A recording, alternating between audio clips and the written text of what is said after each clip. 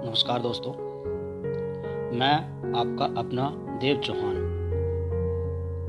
चौहान की कलम से आज मैं आपके सामने कुरुक्षेत्र का द्वितीय सर्ग पेश करने जा रहा हूँ। आपने रामधारी दिनकर सिंह जी द्वारा रचित कुरुक्षेत्र का प्रथम सर्ग सुना। टोटल इसके 7 सर्ग हैं। आज द्वितीय सर्ग आपके सामने पेश कर रहा हूँ, रामधारी दिनकर जी। प्रथम सर्ग में आपने सुना कि युधिष्ठिर कैसे निराश होकर भीष्म पितामह के समक्ष जाते हैं। तो तृतीय सर्ग यहाँ से आरंभ होता है। आई हुई मृत्यु से कहा अजय भीष्म ने, योग नहीं जाने का भी है इसे जानकर। रुकी रहो पास कहीं और स्वयं लेट गए। रुकी रहो पास कहीं और स्वयं लेट गए। बानों का शयन बान का ही उपधान कर, बान का ही उपधान कर। व्यास कहते हैं रहे यूं ही वे पड़े विषयुक्त, रहे यूं ही वे पड़े विमुक्त। काल के कारों से छीन मुक्तिगत प्राण कर, मुक्तिगत प्राण कर। और पंथ ज्योति विनित कहीं आस पास, हाथ जोड़ मृत्यु रही खड़ी सासिंत मानकर, सासिंत मानकर। स्रग चढ़ जीवन के आर पार हेरते से, योग लीन लेटे थे पितामह गंभीर से, पितामह गंभीर से। देखा धर्मराज ने विधा प्रसन्न फैल रही, देखा धर्मराज ने विभा प्रसन्न फैल रही। श्वेत शिरोरुह सर ग्रथित शरीर से, करते प्रणाम छूते सिर से पवित्र पद, छूते सिर से पवित्र पद। उंगली को धोते हुए लोचनों के नीर से, उंगली को धोते हुए लोचनों के नीर से। हाय पितामह महाभारत विफल हुआ, हाय पितामह महाभारत विफल हुआ। चीख पड़े धर्मराज व्याकुल उधीर से, चीख पड़े धर्मराज व्याकुल उधीर से।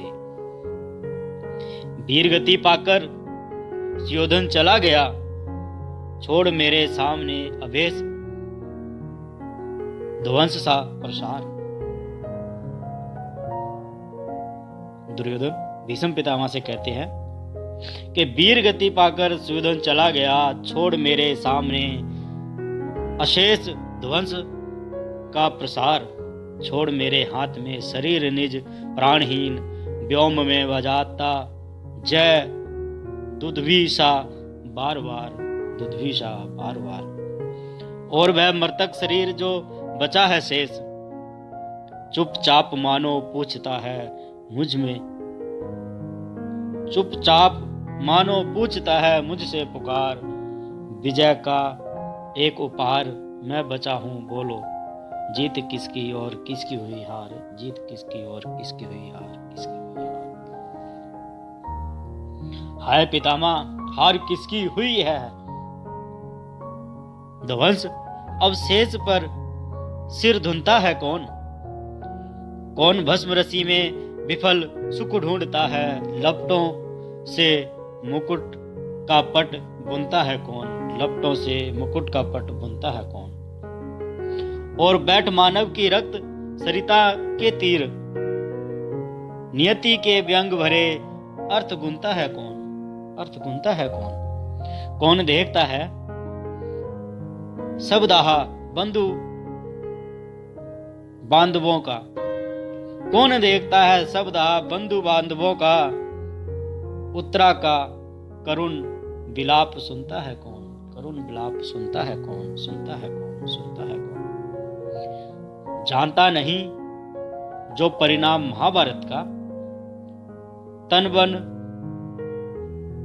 तन बल छोड़ मैं मनोबल से लड़ता, तप से सहिष्णुता से त्याग से सुधोन को, जीत नहीं नींव इतिहास की मैं धरता, जीत नहीं इतिहास की मैं धरता। और कहीं ब्रज लगता न मेरी आस से, जो मेरे तप से नहीं सुधोधन सुधरता, मेरे तप से नहीं सुधोधन सुधरता, तो भी हाय यह रक्तपात कहीं नहीं करता, रक्तपात नहीं करता। भाइयों के संग कहीं भीख मांग मरता, कहीं भीख मांग मरता, किंतु हाय जिस दिन बोया गया युद्ध बीज, साथ दिया मेरा नहीं मेरे दिव्य ज्ञान ने, उलटती मति मेरी भीम की गदा ने और पार्थ के सशासन ने, पार्थ के सरासन ने अपनी कृपान ने। और जब अर्जुन को मुंह हुआ रण बीच, बूझती शिखा में दिया धृत भगवान ने, सबकी बुद्धि पितामह हाय मारी गई, सबको निवष्ट किया एक अभिमान ने, निवष्ट किया एक अभिमान ने। कृष्ण कहते हैं युद्ध अनग है किंतु मेरे प्राण जलते हैं, युद्ध अनग है किंतु मेरे प्राण जलते हैं, पल पल परिताप से लगता मुझे है, क्यों मनुष्य बच पाता नहीं, मनुष्य बच पाता नहीं। द्रहमान इस प्राचीन अभिशाप से, द्रहमान इस प्राचीन अभिशाप से और महाभारत की बात क्या, गिराए गए जहां छल छप दम से ब्रेग वीर आप से, अभिमन्यु वध और सुयोधन का वध हाय, हमें बचा है यह कौन, किस पाप से, किस पाप से, किस पाप से। एक और सत्यमयी गीता भगवान की है और एक और जीवन की विपरीत प्रबुद्ध है, जानता हूं लड़ना पड़ा था हो विवश, किंतु लहू सनी जीत मुझे दिखती अशुद्ध है।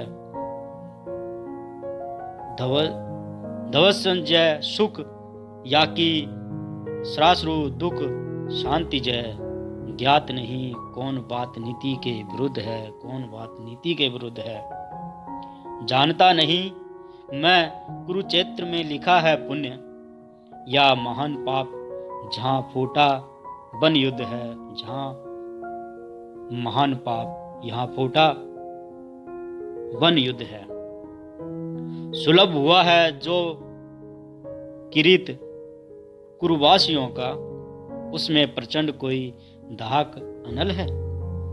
अभिषेक से क्या पाप मन को धुलेगा कभी, पापियों के हिल तीर्थ बारी हलाहाल है। विजय कराल नागनी सी डसती है मुझे, इस से ना झूलने को मेरे पास बल है, मेरे पास बल है। ग्रहण करूं मैं कैसे बार बार सोचता हूँ, राज सुख लहू भरी कीच का कमल है, कीच का कमल है। बालहीन माता की पुकार कभी आती और आती कभी अर्थनाद प्रतिहीन बाल का, आंख पड़ती है जहां आए वही दिखता हूँ, सिंदूर पुछा हुआ सुहागनी के भाल का, सुहागनी के भाल का। युधिष्ठिर कहते हैं कि मैं ऐसे राज्य पे राज कैसे करूं जहां मैं चारों तरफ नजर घुमाता हूं तो माताओं का रुदन और सुहागनियों का सिंदूर पुछा हुआ दिखता है।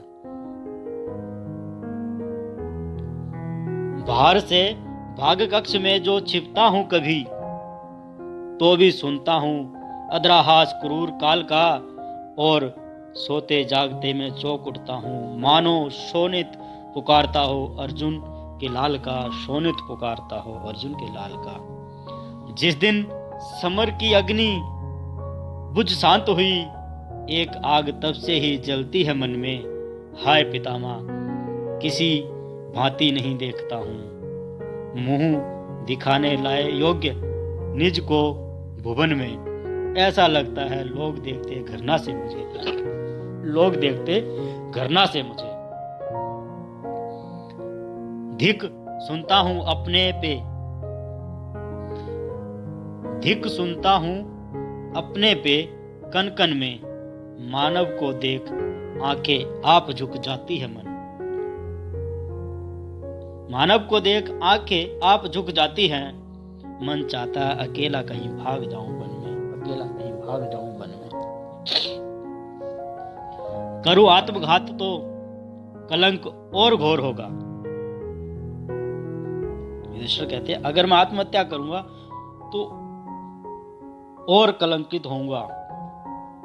करूं आत्मघात तो कलंक और घोर होगा। नर को छोड़ अतएव बन जाऊंगा। पशु खग भी ना देख पाए जहां छिप किसी कंदरा में बैठ अश्रु खुल के बहाऊंगा, अश्रु खुल के बहाऊंगा। युधिष्ठिर कहते हैं अगर आत्महत्या करूंगा तो भी घोर पाप होगा। इससे अच्छा तो मैं किसी जंगल में जाके छुप जाऊं, ऐसी कंदराओं में जहां मुझे कोई भी ना देखे, ना पशु ना पक्षी, वहां बैठ के आराम से अश्रु बहा सकता हूं। छिप तो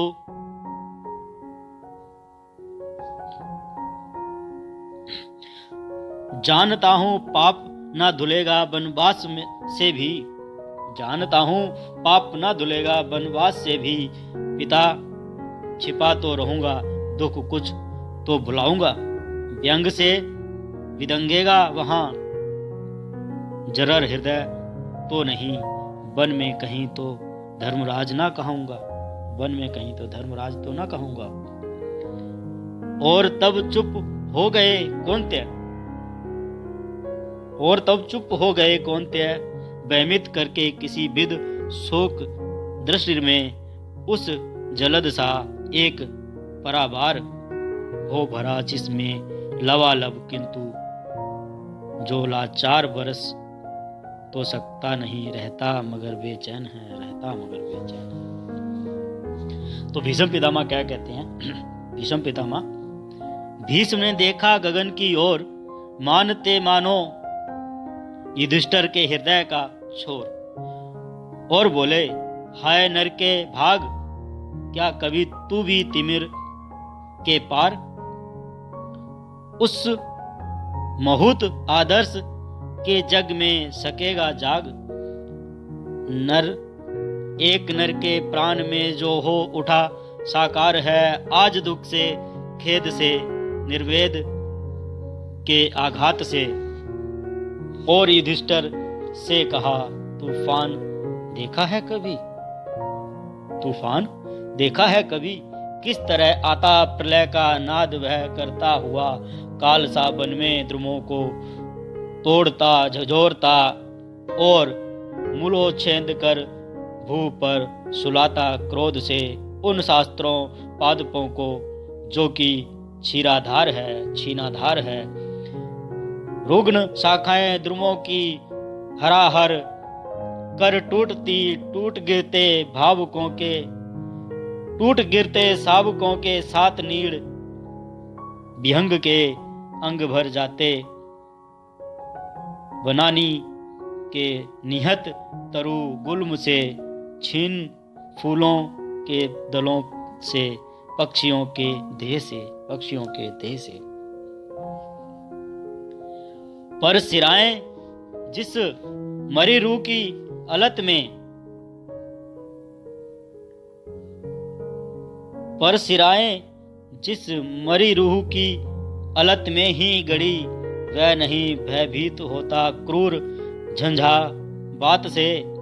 सिर पर बहता हुआ तूफान जलता है चला, सिर पर बहता हुआ तूफान जाता है चला। नोचता कुछ पत्र या कुछ डालियों को तोड़ता, किंतु इसके बाद जो कुछ शेष रह जाता उसे वन विभाग के लक्ष्य बनानी वरुण वैद्य की देखता जीवित मरु शोक से निर्देश से कलवांत पत्रों को झुकाए स्वतंत्र मोनाकाश में सोचता है, भेजती हमको प्रकृति तूफान क्यों, भेजती हमको प्रकृति तूफान क्यों। पर कहीं यह ज्ञात उस जड़ वृक्ष को प्रकृति भी तो है अधीन विमर्श के। यह प्रवचन शास्त्र है, यह प्रवचन शास्त्र है उसका नहीं, किंतु है अवेगम्य विस्फोट उसके प्राण का, जो जमा होता है प्रचंड निदाय से, फूटता जिसका सहज अनिवार्य है, फूटता जिसका सहज अनिवार्य है। यों ही नरों में विकारों की शाखाएं आग सी एक से मिल एक जलती है, प्रचंड वेग में तत्प होता युद्ध अंतर्योग पहले व्यक्ति का, और तब उठता धधक समुदाय को आकाश सी क्षोभ से दहक घृणा से गरल ईश्वरादेश से, ईश्वरादेश से, ईश्वरादेश से। दोस्तों, द्वितीय सर्ग आज इतना ही। द्वितीय सर्ग का अगला आगे का भाग आपको अगले एपिसोड में। जय हिंद।